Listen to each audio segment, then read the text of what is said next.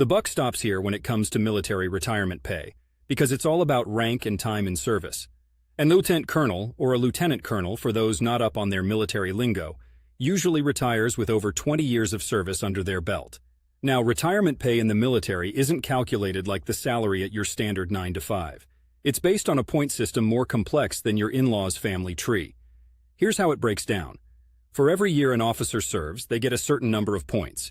Stay in the good old military for 20 or more years, and you can retire with a pension based on a percentage of your base pay. Let's set our baseline.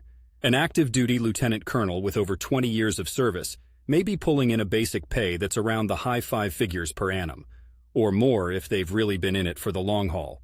Once they retire, they're looking at receiving roughly 50% of their base pay if they retire at the 20-year mark. Stick around longer, and that percentage goes up. If you're into more precision and less hand-waving, you could consult the Defense Finance and Accounting Services Military Retirement Calculator. But let's not forget our friend Uncle Sam. He's always around the corner with his hand outstretched when it comes to taxes.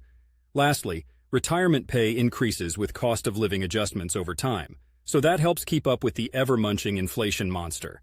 So, if we're getting down to the cold, hard numbers, an lieutenant colonel's retirement pay isn't a treasure chest of doubloons, but it's a solid pension, especially considering the benefits and healthcare they keep for their service.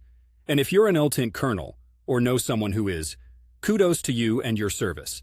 Now, if any military folks out there in Portland, or anywhere else for that matter, want to grab a cup of joe, I'm always up for a chat about the intricacies of military life, or the best hikes around the verdant trails of Oregon. Always love to hear the stories of those who've served.